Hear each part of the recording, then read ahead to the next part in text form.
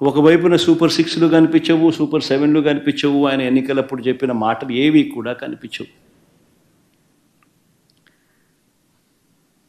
ఉన్నదల్లా ఏం కనిపిస్తుంది అని అంటే రెడ్ బుక్ పరిపాలనతో రాజ్యాంగాన్ని తూట్లు పొడచడం కనిపిస్తుంది. రాష్ట్రంలో ఈరోజు ఏం కనిపిస్తూ ఉంటాయి అని అంటే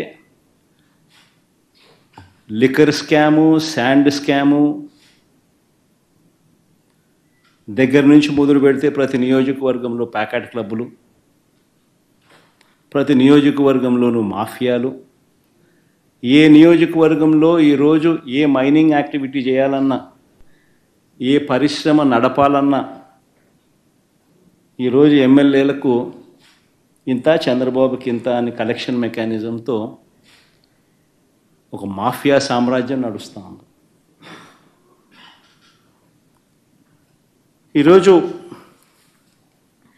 ఒకవైపున అన్ని రకాలుగా రాష్ట్రం వెనకడుగులు వేస్తూ ఉంటే, తిరోగమనంలో రాష్ట్రం ఉంటే, మరోవైపున మనం తీసుకొచ్చిన సంస్కరణలు ఈరోజు కళ్ళ ఎదుటే నీరు గారిపోతూ ఉన్న పరిస్థితులు ఈరోజు కనిపిస్తూ ఉన్నాయి. ఎప్పుడూ కూడా రాష్ట్రంలో జరగని విప్లవాత్మక మార్పులు తీసుకురాగలిగాం. ఇంతకుముందు సాధ్యమేనా ఇలాంటి మార్పులు అని అనిపించే పరిస్థితి నుంచి ఇలాంటి గొప్ప మార్పులు సాధ్యము అని చెప్పి చేసి చూపించగలిగాం. మేము తీసుకొచ్చిన ప్రతి మార్పు కూడా నా 3648 కిలోమీటర్ల పాదయాత్రలో చూసిన కష్టాలను, తెలుసుకున్న విషయాలను, వాటికి సొల్యూషన్స్ ఇచ్చే విధంగా మా ప్రభుత్వంలో ప్రతి అడుగు కూడా మేము సొల్యూషన్స్ ఇచ్చే విధంగానే అడుగులు వేశాం. ఆ సొల్యూషన్స్ ఇచ్చే క్రమంలో ప్రతి రంగంలోనూ ఒక రెవల్యూషన్ తీసుకురాగలిగాం.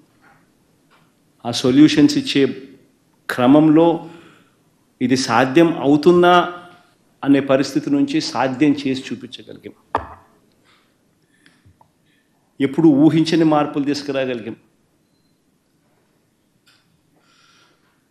డెలివరీ మెకానిజంలో లంచాలు లేకుండా, వివక్ష లేకుండా అసలు గ్రామాలలో ఏదైనా ప్రభుత్వ పథకాలు ఇవ్వగలుగుతామా, ఇవ్వడం సాధ్యమేనా అని అనిపించే పరిస్థితి నుంచి లేదు, ఇది సాధ్యమే అని చెప్పి గ్రామ స్వరాజ్యాన్ని తీసుకొచ్చాం. ప్రతి గ్రామంలోనూ సచివాలయ వ్యవస్థ, ప్రతి 50-60 ఇళ్లకు వాలంటీర్ వ్యవస్థ, లంచాలు లేకుండా, వివక్ష లేకుండా ప్రతి పథకము, దాదాపుగా 540 రకాల సేవలు గ్రామంలోనే ఇంటి వద్దకే డోర్ డెలివరీ. గ్రామ స్వరాజ్యానికి నిజమైన అర్థం చెబుతూ వివక్ష లేకుండా, లంచాలు లేకుండా ప్రతి ఇంటికి మంచి చేయగలిగిన పరిస్థితులు ఈ 5 సంవత్సరాల పాలనలోనే, గత 5 సంవత్సరాల పాలనలోనే చూసాం. ఎప్పుడు ఊహించలా బడ్జెట్లో ఈ మాదిరిగా పెట్టగలుగుతారు, ఈ మాదిరిగా బడ్జెట్లో ఈ మాదిరిగా క్యాలెండర్ ఇచ్చి మరి ఏ పథకం ఎప్పుడు అమలు చేస్తామో చెప్పి ఇచ్చిన ప్రభుత్వం దేశ చరిత్రలో బహుశా ఏది ఉండిండదు, ఒక వైఎస్ఆర్సీపీ ప్రభుత్వంలో మాత్రమే జరిగింది. లంచాలు లేకుండా, వివక్ష లేకుండా ఏకంగా 2,73,000 కోట్ల రూపాయలు లంచాలు లేకుండా, వివక్ష లేకుండా ప్రతి ఇంటికి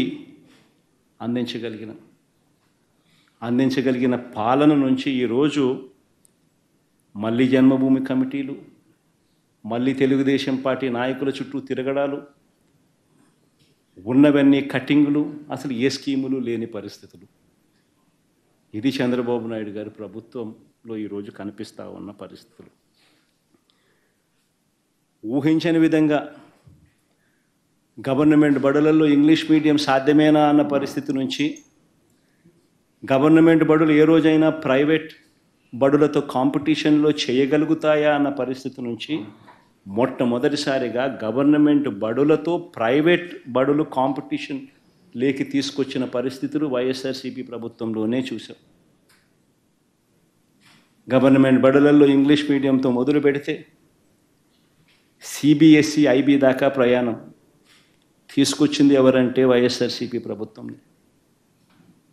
జరిగింది ఎప్పుడంటే వైఎస్ఆర్సీపీ ప్రభుత్వంలోనే. 3వ తరగతి నుంచే టోఫుల్ క్లాసులు ఎప్పుడు జరిగాయి అని అంటే వైఎస్ఆర్సీపీ ప్రభుత్వంలోనే కనిపిస్తాయి. నాడు నేడుతో స్కూళ్ళు ఎప్పుడు బాగుపడ్డాయంటే ఎప్పుడు జరిగాయంటే వైఎస్ఆర్సీపీ ప్రభుత్వంలోనే కనిపిస్తుంది. 6వ తరగతి నుంచి ప్రతి క్లాస్ రూమ్లు డిజిటైజ్ చేస్తూ ఐఎఫ్పి ప్యానెళ్లతో డిజిటల్ బోధన ఎప్పుడు ఆరంభమైంది అని అంటే అది వైఎస్ఆర్సీపీ ప్రభుత్వంలోనే. 8వ తరగతి పిల్లల చేతుల్లో ట్యాబులు ఎప్పుడు కనిపించాయి అని అంటే అది వైఎస్ఆర్సీపీ ప్రభుత్వంలోనే. సబ్జెక్ట్ టీచర్ కాన్సెప్ట్ 3వ తరగతి నుంచి ఎప్పుడు స్టార్ట్ అయ్యింది అని అంటే అది వైఎస్ఆర్సీపీ ప్రభుత్వంలోనే.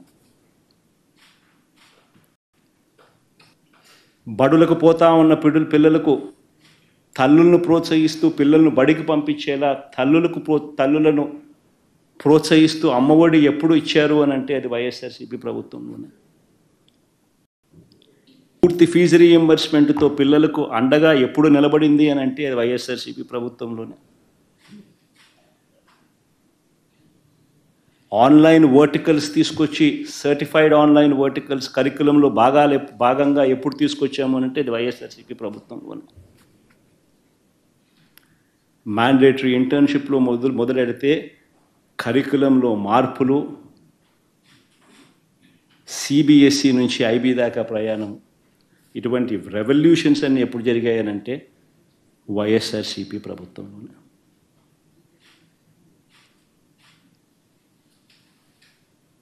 వైద్య రంగంలో తీసుకుంటే గ్రామంలోనే ఫ్యామిలీ డాక్టర్ కాన్సెప్ట్తో ఇంటి వద్దకే వైద్యం అందింది ఎప్పుడు అని అంటే వైఎస్ఆర్సీపీ ప్రభుత్వంలోనే. విలేజ్ క్లినిక్లు గ్రామంలో ఎప్పుడు ఏర్పాటయ్యాయి అని అంటే వైఎస్ఆర్సీపీ ప్రభుత్వమే గుర్తుకొస్తుంది. నాడు నేడుతో పిహెచ్సిలు, సిహెచ్సిలు, డిస్ట్రిక్ట్ హాస్పిటల్, టీచింగ్ హాస్పిటల్ ఎప్పుడు బాగుపడ్డాయి అని అంటే గుర్తుకొచ్చేది వైఎస్ఆర్సీపీ. 0 వేకెన్సీ పాలసీస్ తీసుకొచ్చి 52,000 పోస్టులు కేవలం వైద్య రంగంలోనే రిక్రూట్మెంట్ చేసి స్పెషలిస్ట్ డాక్టర్లు లేని కొరత లెస్ దెన్ 4%కి ఎప్పుడు వచ్చింది అని అంటే అది వైఎస్ఆర్సీపీ ప్రభుత్వంలోనే. దేశ సగటు 61% స్పెషలిస్ట్ డాక్టర్ల కొరత. ఆంధ్ర రాష్ట్రంలో స్పెషలిస్ట్ డాక్టర్ల కొరత కేవలం 4%. ఆరోగ్యశ్రీ సేవలు 1000 నుంచి 3,300కు ప్రొసీజర్లకు పెంచి 25 లక్షల దాకా పేదవాడికి ఉచితంగా వైద్యం ఎప్పుడు అందుబాటులోకి వచ్చిందంటే అది వైఎస్ఆర్సీపీ ప్రభుత్వంలోనే.